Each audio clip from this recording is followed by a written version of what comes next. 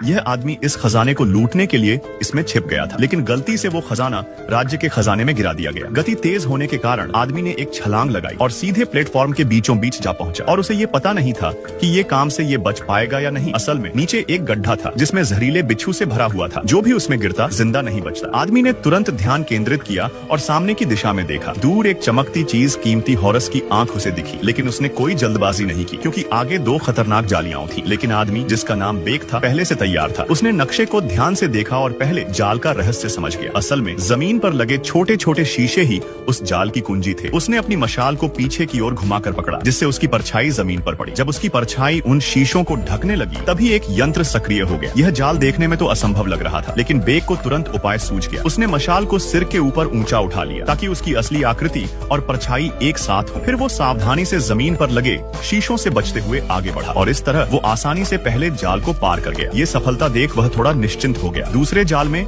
जमीन पर गोल घेरे थे। उसे लगा कि बस इन गोल आकृतियों से बचकर निकलना है। वो सीधा आगे बढ़ गया, लेकिन तभी उसके पीछे के गोल घेरे नीचे धंसने लगे और दोनों ओर की मूर्तियां घूमने लगी और पागलों की तरह उसकी ओर तलवार मारने लगी। बेक ने अपनी फुर्ती और चतुराई से हर वार को किसी तरह से चकमा दिया। जब एक मूर्ति की उल्टी तलवार उसकी गर्दन को चीरने ही वाली थी, उसी समय वह दूसरे जाल के अंत तक पहुंच गया। जाल रुक गया और वो मुश्किल से बच पाया। पर अब तक वो कुछ भी नहीं जानता था कि असली परीक्षा बाकी है, क्योंकि नक्शे में कहीं तीसरे जाल का जिक्र ही नहीं था। बेक पूरी तरह हैरान रह गया, मगर खजाना सामने था और अब रुकना बेकार था। उसने जोखिम उठाने का निर्णय लिया। जैसे ही उसने तीसरे जाल में कदम रखा, नीचे की ईंटें एक एक करके गिरने लगी। अब उसके पास एक ही रास्ता था, भागो और समय से पहले जमीन के साथ दौड़ लगाओ। अंतिम क्षण में उसने एक लंबी छलांग लगाई और हॉरस की आंख को अपने हाथों में पकड़ लिया। तभी ईंटों के गिरने की आवाज ने वहां सो रहे बिच्छुओं को जगा दिया। वे हमला करने ही वाले थे, पर हॉरस की आंख से निकली तेज रोशनी इतनी प्रचंड थी कि बिच्छू डर कर पीछे हट गए और इस तरह बेक ने जान पर खेलकर वो खजाना हासिल कर लिया।